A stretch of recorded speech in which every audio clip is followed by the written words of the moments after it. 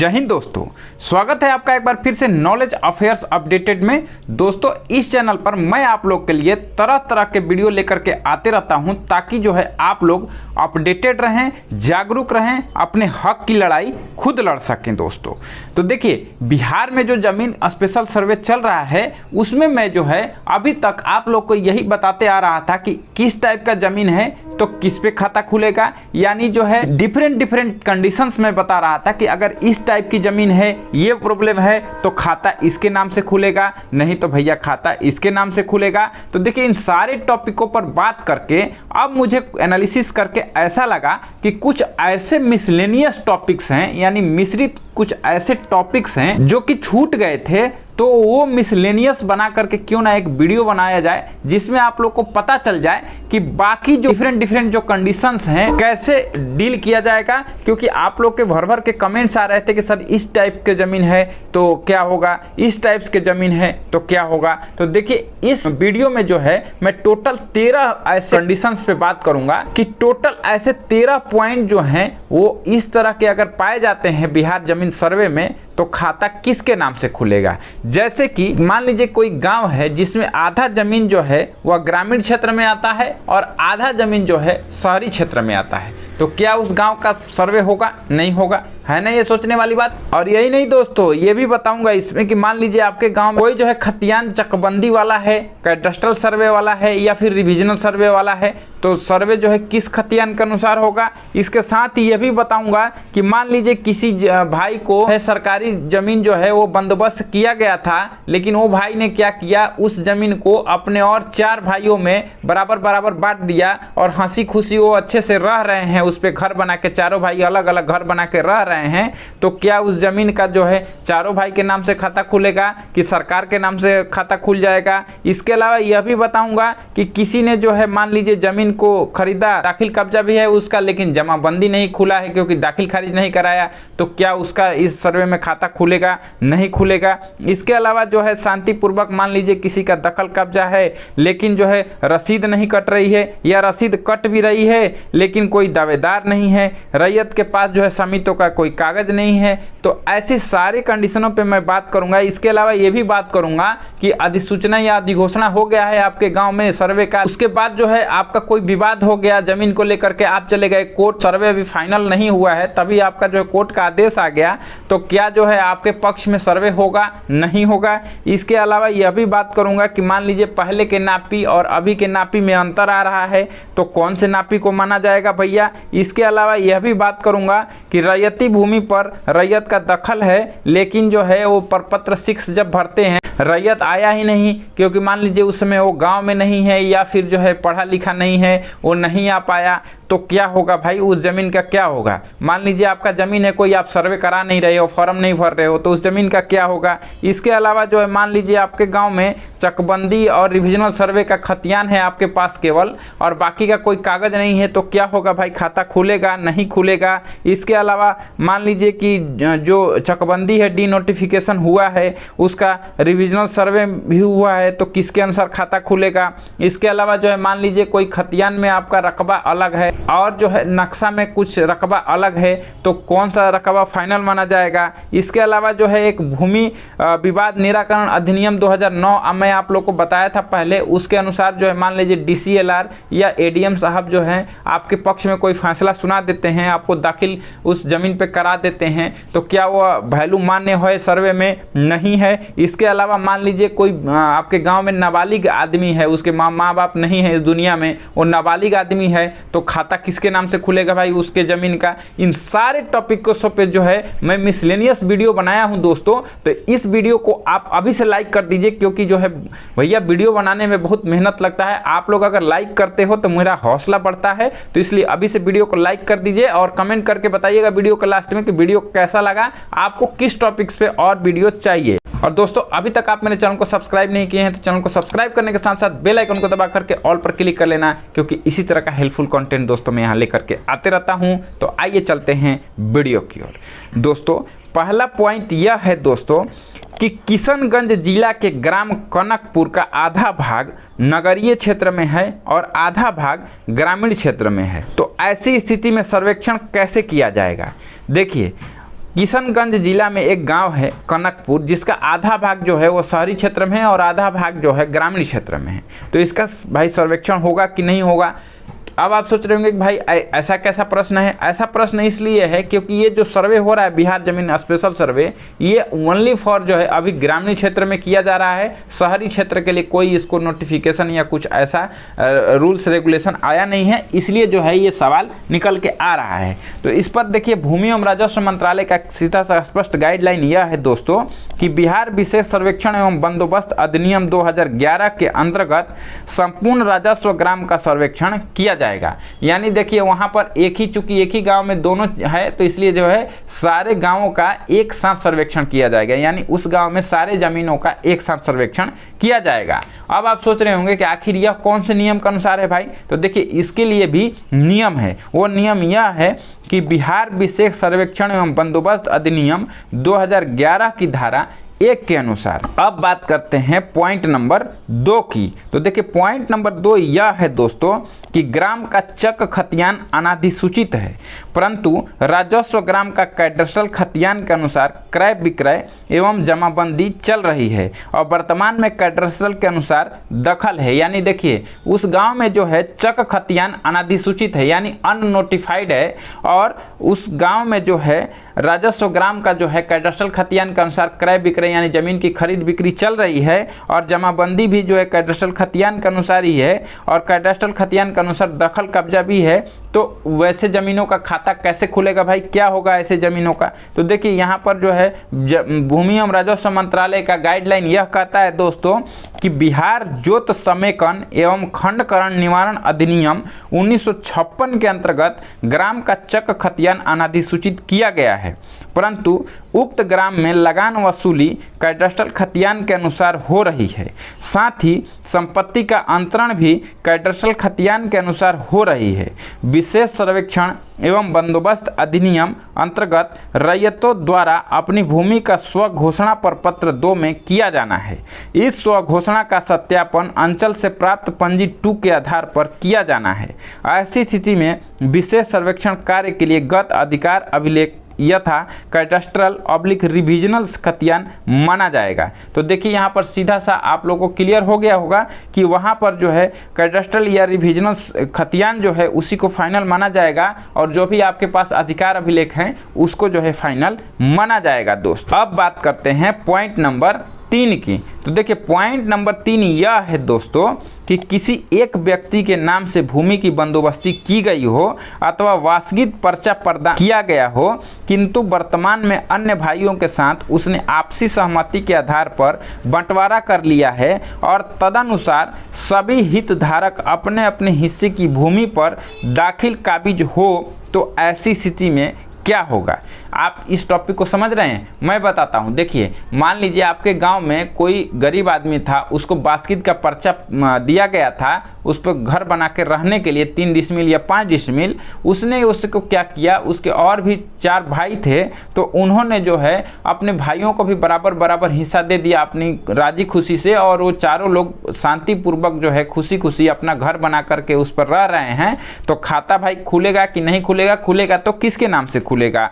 देखिए इस पर भूमि एवं राजस्व मंत्रालय का गाइडलाइन यह कहता है दोस्तों कि सभी बंटवारधारियों के नाम से अलग अलग खाता खुलेगा, परंतु कैफियत कॉलम में बिहार सरकार की जमीन बंदोबस्त होने की स्थिति में भूमि बिहार सरकार की एवं बंदोबस्त अंकित रहेगा। यदि रैयती भूमि पर वासगित पर्चा की स्थिति हो तो मूल रैयत अथवा उनके वंशजों का नाम कैफियत कॉलम में अंकित कर यह दर्शाया जाएगा कि मूल रैयत ये हैं। देखिए मैं आप लोग को पहले के वीडियो में बता दिया हूं कि वासगित का पर्चा जो है 2 जमीनों पर दिया जाता है। एक तो सरकारी जमीन पर आपको पता ही है, एक रैयती जमीन पर भी वासगित का पर्चा दिया जाता है। वो कैसे दिया जाता है, किसको दिया जाता है, वो वीडियो अगर आप देखना चाहते हैं तो ऊपर आई बटन में क्लिक करके आप वो वीडियो देख सकते हैं, नहीं तो डिस्क्रिप्शन में मैं भी लिंक इसको दे दूंगा, आप वहां से भी जाकर के यह वीडियो देख सकते हैं दोस्तों।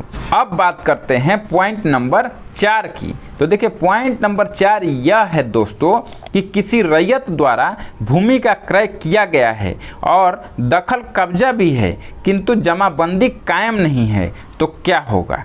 देखिए इस टॉपिक को आप समझ गए होंगे। मान लीजिए कोई आदमी जो है आपके गांव में जमीन खरीद लिया है और उसका दखल कब्जा भी है, लेकिन जमाबंदी कायम नहीं है, क्योंकि उन्होंने जो है दाखिल खारिज नहीं कराया होगा, या दाखिल खारिज कराने के भी बाद भी जो है पहले ऑफलाइन होता था तो ऑनलाइन में चढ़ाया नहीं होगा उसको। तो ऐसी स्थिति में क्या होगा भाई, खाता उनका खुलेगा नहीं खुलेगा। तो देखिए इस पर भूमि एवं राजस्व मंत्रालय का गाइडलाइन यह है दोस्तों कि अविवादित एवं रैयती भूमि की होने की स्थिति में खाता क्रेता के नाम से खुलेगा। यानी उस जमीन पर कोई विवाद नहीं है और वो जमीन जो है रैयती जमीन है, तो खाता जो है क्रेता के नाम, जिन्होंने जो जमीन खरीदा है, कागज दिखा रहे हैं वो, तो उनके नाम से खाता खुलेगा दोस्तों।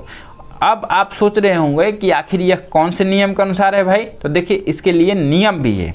वह नियम यह है दोस्तों कि जब तक किसी विक्रय विलेख को किसी न्यायालय द्वारा अवैध नहीं ठहराया जाता है, तब की स्थिति में उक्त विक्रय विलेख एवं भूमि के दखल कब्जा के आधार पर खाता खोला जाना है। साथ ही विवाद की स्थिति में उक्त विक्रय विलेख का सत्यापन संबंधित निबंधन कार्यालय को भी कराया जा सकता है। आप लोग को मैंने याद होगा एक वीडियो बनाया था कि जाली अगर कागजात किसी ने बना लिया तो उसका जो है खाता कैसे खोला जाएगा, किसके नाम पे खोला जाएगा। तो अगर वो भी आप वीडियो नहीं देखे हैं तो मैं उसका लिंक डिस्क्रिप्शन में दे दूंगा, नहीं तो आई बटन में क्लिक करके आप वो वीडियो देख सकते हैं दोस्तों। अब बात करते हैं पॉइंट नंबर 5 की। तो देखिए पॉइंट नंबर 5 यह है दोस्तों कि रैयती जमीन पर दखल कब्जा शांतिपूर्वक है, रसीद कट रही है या नहीं कट रही है, पर कोई विवाद नहीं है, दूसरा कोई दावेदार नहीं है, रैयत के पास स्वामित्व का कोई कागजात नहीं है, ऐसी स्थिति में खाता किसके नाम पर खुलना चाहिए। देखिए मान लीजिए आपके गांव में कोई ज़मीन है, उस पर जो कोई रैयत है वो दखल कब्जा अपना शांतिपूर्वक रह रहे हैं, रसीद चाहे उनका कट रहा है चाहे उनका रसीद नहीं कट रहा है, दोनों कंडीशन दिया हुआ है, लेकिन उस ज़मीन पर कोई विवाद नहीं है भाई, और दूसरा कोई दावेदार है नहीं, तो रैयत के पास लेकिन कोई कागज़ भी नहीं है उस स्वामित्व को दिखाने के लिए, देखिए ये मेरा ज़मीन है, तो भाई क्या होगा, उनका खाता खुलेगा कि नहीं खुलेगा। तो देखिए इस पर भूमि एवं राजस्व मंत्रालय का स्पष्ट आदेश यह है दोस्तों कि यदि भूमि रैयती खाते की हो और किसी प्रकार की आपत्ति प्रपत्र 6 खेसरा पंजी के प्रकाशन के बाद प्राप्त ना हो तो और शांतिपूर्ण दखल कब्जा होने पर खाता आवेदक रैयत के नाम से खोलेंगे। यानी देखिए जब प्रपत्र 6 जब आ जाता है, प्रकाशन हो जाता है खेसरा पंजी का, उसके बाद जो है आप आपत्ति दे सकते हैं। अगर आपत्ति नहीं आती है किसी का और जो है अगर शांतिपूर्ण दखल है तो खाता जो है जिनका दखल है उन्हीं के नाम से खोल दिया जाएगा दोस्तों। अब आप सोच रहे होंगे कि आखिर यह कौन से नियम के अनुसार है भाई, तो देखिए इसके लिए भी जो है भूमि एवं राजस्व मंत्रालय ने एक नियम का रेफरेंस दिया है, वो यह है कि बिहार काश्तकारी अधिनियम 1885 की धारा 20 एवं 21 के अनुसार।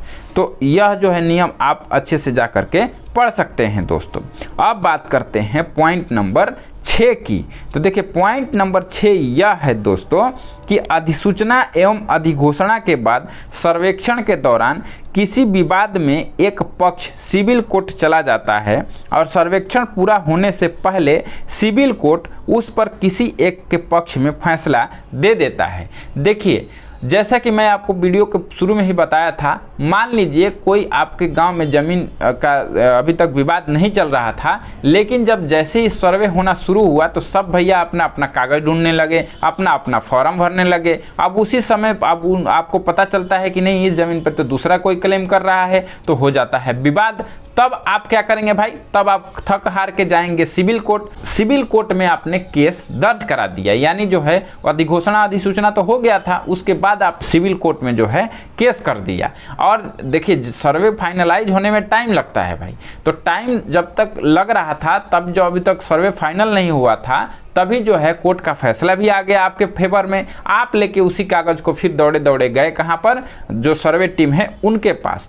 अभी तक क्या हो रहा था कि जो आपके पक्ष में फैसला नहीं था वो दूसरे के पक्ष में वो लोग खाता पूरा खोल रहे थे, पूरी प्रक्रिया हो गई थी लेकिन फाइनल नहीं हुआ है सर्वे। आप गए अपना दिखाने के लिए कागज, तो भाई ऐसी स्थिति में जो है खाता क्या आपके नाम से खुलेगा नहीं खुलेगा। तो देखिए इस पर भूमि एवं राजस्व मंत्रालय का स्पष्ट गाइडलाइन यह है दोस्तों कि उद्घोषणा के बाद अंतिम प्रकाशन से पहले तक किसी स्वतवाद का प्रारंभ किसी सिविल न्यायालय में विधिमान नहीं है, यानी इनका कोई प्रोसीजर नहीं है। लेकिन तथापि यदि प्रश्नानुसार स्थिति उत्पन्न होती, यानी जैसा कि मैं पहले बताया हूं वैसी स्थिति अगर उत्पन्न हो जाती है तो यदि ड्राफ्ट पब्लिकेशन स्थिति में हो तो अंतिम प्रकाशन से पूर्व सुधार किया जाएगा।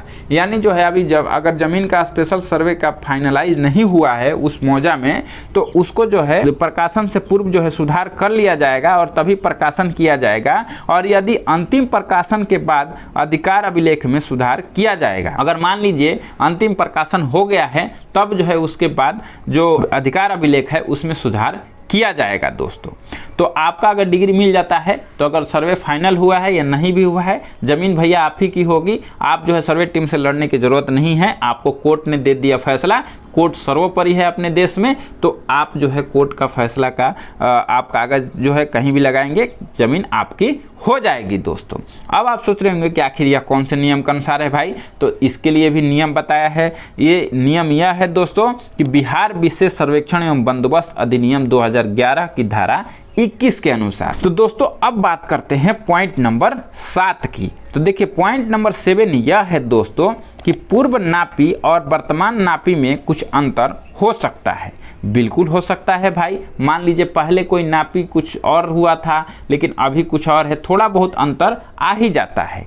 तो इसमें जो है भूमि एवं राजस्व मंत्रालय का गाइडलाइन क्या कहता है भाई, देखिए गाइडलाइन यह है कि रैयत के दावे के कागजात और पूर्व के संपुष्ट सर्वे के नक्शा में खेसरा के लिए अंकित रकबा के आधार पर खाता खुलेगा। यानी जो आप रैयत दावा कर रहे हैं उनका कागज में जो है कितना रकबा है और पहले के जो संपुष्ट सर्वे है, यानी जो पहले के मान लीजिए आपका रिविजनल सर्वे है, जहां रिविजनल सर्वे नहीं हुआ है वहां कैडस्ट्रल सर्वे है, तो उसका जो है सर्वे में नक्शा में जो है खेसरा के लिए अंकित रकबा कितना है, नक्शा में कितना है और जो है आपके पास जो कागज है उसमें कितना है, और नए खेसरा का उसके बाद जो है नए खेसरा का उसी के अनुसार निर्माण होगा। परंतु उस खेसरा के जिस भाग पर अन्य का दखल होने का प्रमाण होगा, होता यह है कि मान लीजिए सर्वे तो हुआ था बहुत पहले, अगर कैडस्ट्रल सर्वे हुआ है तो अंग्रेजों के ज़माने में हुआ था, तो उस समय मान लीजिए अगर 100 साल से ज़्यादा हो गया सर्वे का, तब से जो है मान लीजिए आपके ज़मीन में कोई पड़ोसी घुस आया है, कब्जा कर लिया है, तो क्या होगा भाई, देखिए सर्वे में जो है आपके पास जो कागज़ है और जो नक्शा में जितना रकबा है उतने का नाम से आपके पास खाता तो खुलेगा ही, लेकिन जिसपे उसका कब्जा हो गया है पड़ोसी का, कैफियत कॉलम में दखलकार का नाम लिखा जाएगा। यानी जो है इस व्यक्ति ने आपके जमीन पर दखल कर लिया है। अब बात करते हैं पॉइंट नंबर 8 की। तो देखिए पॉइंट नंबर 8 यह है दोस्तों कि रैयती भूमि पर रैयत का दखल हो परंतु सर्वेक्षण के क्रम में खेसरा पंजी या प्रपत्र 6 के निर्माण तक कोई दावा आपत्ति या कागजात शिविर कार्यालय अमीन को उपलब्ध नहीं कराया हो तो खाता किसके नाम से खुलेगा, है ना ये सोचने वाली बात। देखिए इस पॉइंट को मैं आपको अच्छे से समझाता हूँ। मान लीजिए आपके गांव में सर्वे हो रहा था, आप गांव में मौजूद ही नहीं है भाई, या फिर जो है आपके गांव में सर्वे हो रहा था लेकिन आप फॉर्म नहीं भरे, आप सोते रह गए, अपने काम में बिजी रह गए, इग्नोर कर दिया, आप बिल्कुल गए ही नहीं सर्वे टीम के पास, कोई फॉर्म ही नहीं दिया, तो अब क्या होगा भाई, आपकी जमीन का खाता किसके नाम से खुलेगा, आपके नाम से खुलेगा कि सरकार के नाम से खुलेगा कि क्या किया जाएगा। तो देखिए इस पर भूमि एवं राजस्व मंत्रालय का स्पष्ट गाइडलाइन यह है दोस्तों कि आम सूचना प्रकाशन के बाद एवं क्षेत्रीय जांच में चौहदीदारों द्वारा रैयत का नाम पता बताया जाता है। देखिए आम सूचना जब प्रकाशित हो जाता है आपके गांव में, तब जो है आप अगर नहीं भी देंगे तो आपके जो पड़ोसी हैं वो क्या है चौहदीदारों का नाम लिखते हैं उसमें, तो उसमें पता चल जाएगा सर्वे टीम को कि वो जमीन किसकी है। उसके बाद क्या होगा भाई, अगर कोई दावा आपत्ति नहीं किया जाता है, साथ ही कब्जाधारी उस मौजे के रैयत हो तो खाता कब्जाधारी के नाम खुलेगा। मान लीजिए उस पर जो कब्जा है वो आप ही का है और जो है आप कोई उस पर आपत्ति भी नहीं कर रहा है दूसरा गाँव वाला, आप फॉर्म भी नहीं भरे हैं, तब भी भैया आपके नाम से खाता खुल जाएगा। लेकिन कहने का मतलब ये है कि आप लोग सोते मत रहिएगा, जा करके जरूर फॉर्म भर लीजिएगा भैया, नहीं तो कोई आपत्ति कर देगा और आप फॉर्म ही नहीं भरेंगे तो फिर प्रॉब्लम हो सकती है। इस मामले में अंचल के जमाबंदी को भी जांच कर वस्तु स्थिति से अवगत हुआ जा सकता है। तो ऐसी स्थिति में जो है अंचल से भी जो है इसकी जांच पड़ताल की जाएगी कि भाई ये जो ज़मीन है ये किसके नाम पे है, तो उसका जो है वेरिफिकेशन भी किया जाएगा अगर आप फॉर्म नहीं भरते करते हैं। तो अब आप सोच रहे होंगे कि आखिर यह कौन से नियम के अनुसार है भाई, तो देखिए इसके लिए भी नियम है। वह नियम यह है कि बिहार काश्तकारी अधिनियम 1885 की धारा 20 एवं 21 के अनुसार, तो आप जाकर के यह नियम पढ़ सकते हैं। अब बात करते हैं पॉइंट नंबर 9 की। तो देखिए पॉइंट नंबर 9 यह है दोस्तों कि चकबंदी oblique revisional survey not final. देखिए चकबंदी और रिविजनल सर्वे जो है फाइनल नहीं हुआ है कि सर्टिफाइड कॉपी के आधार पर खाता क्या खोला जा सकता है।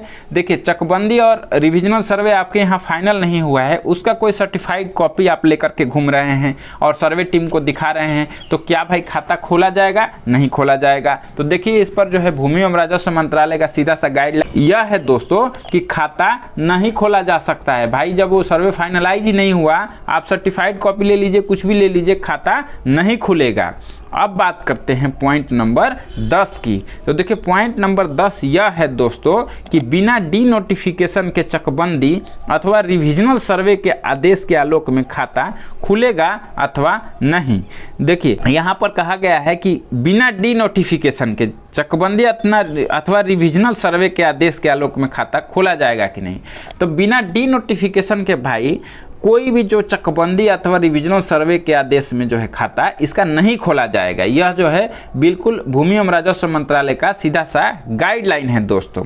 अब बात करते हैं पॉइंट नंबर 11 की। तो देखिए पॉइंट नंबर 11 यह है दोस्तों कि पूर्व के खतियान का रकबा एवं नक्शा के रकबा में भिन्न रहने की स्थिति में कौन रकबा का खाता खुलेगा।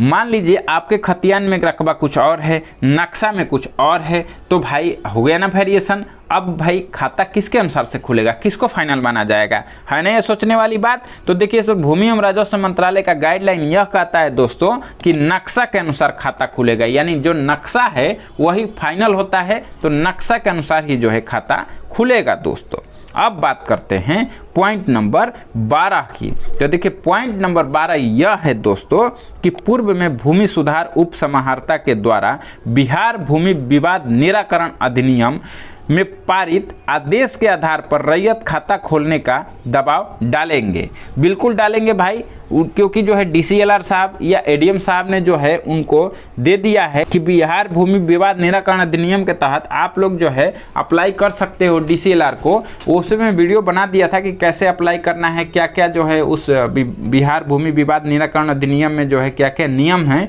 वो आप वीडियो नहीं देखे हैं तो उसका भी लिंक मैं डिस्क्रिप्शन में दे दूंगा, वहाँ से भी वीडियो जा करके आप देख सकते हैं। फिलहाल मैं यहाँ पर यह बताता हूँ कि ऐसी स्थिति में क्या होगा। मान लीजिए आपकी डिग्री हो गई बिहार भूमि विवाद निराकरण अधिनियम के अनुसार से, तो क्या होगा सर्वे में। तो देखिए इस पर भूमि एवं राजस्व मंत्रालय का गाइडलाइन यह है दोस्तों कि अगर पूर्व में भूमि सुधार उप समाहर्ता के द्वारा निर्णय के आधार पर अगर रैयत को दखल दिला दिया गया है और किसी न्यायालय में अपील होने पर किसी प्रकार का स्थगन आदेश न हो, तो भूमि सुधार उप समाहर्ता के निर्णय के आधार पर रैयत के नाम से खाता खुलेगा। अगर रैयत को दखल नहीं दिलाया गया है उस स्थिति में पूर्व रैयत के नाम खाता खुलेगा दोस्तों। देखिए इस पॉइंट को मैं आप लोग को अच्छे से समझाता हूँ। मान लीजिए भूमि सुधार उप समाहर्ता ने आपके पक्ष में फैसला दे दिया था और जो है उस फैसले के खिलाफ भी जो है फिर लोग क्या करते हैं, कोर्ट चले जाते हैं, सिविल कोर्ट चले जाते हैं। तो सिविल कोर्ट से अगर कोई स्थगन का आदेश अभी तक नहीं आया है और आपके पक्ष में फैसला है डीसीएलआर साहब, तो आपके नाम पे ही खाता खुलेगा। और इसमें यह भी कंडीशन है दोस्तों कि आपको जो है वो भूमि सुधार उप समाहर्ता द्वारा दखल दिलाया गया है कि नहीं दिलाया गया है। अगर दखल नहीं दिलाया गया है तो पहले जो रैयत थे उन्हीं के नाम से खाता खोल दिया जाएगा।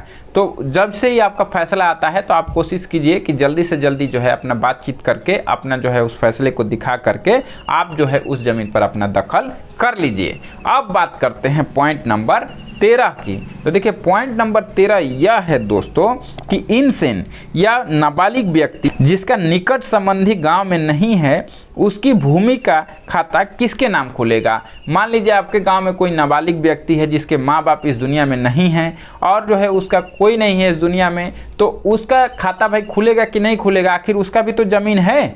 तो देखिए इस पर जो है भूमि एवं राजस्व मंत्रालय का भी गाइडलाइन है। वो गाइडलाइन यह है दोस्तों कि नेशनल ट्रस्ट अधिनियम 1999 अंतर्गत अभिभावक घोषित होने के पश्चात सर्वेक्षण प्रक्रम में अभिभावक के साथ इनसे नाबालिग व्यक्ति के साथ नाम दर्ज होगा। देखिए, एक नेशनल ट्रस्ट अधिनियम 1999 है जो कि नाबालिगों के लिए है। उस नियम के अनुसार जो है उस नाबालिग का अभिभावक घोषित किया जाता है। जब तक बालिग नहीं हो जाता तब तक आप उसके अभिभावक हैं, तो खाता जो है अभिभावक के साथ साथ उस नाबालिग का नाम उस खाता में लिखा जाएगा और खाता जो है दोनों के नाम से खुलेगा। अब आप सोच रहे होंगे कि आखिर यह कौन से नियम के अनुसार है भाई, तो देखिए इसके लिए भी नियम है। नियम यह है दोस्तों कि नेशनल ट्रस्ट अधिनियम 1999 की सुसंगत धाराएं। तो उम्मीद है दोस्तों यह जानकारी आप लोग को अच्छी लगी होगी। कमेंट करके बताइएगा कि और आपको कौन से टॉपिक पर वीडियो देखना है। मिलते हैं नेक्स्ट वीडियो में एक नए टॉपिक के साथ, तब तक के लिए जय हिंद।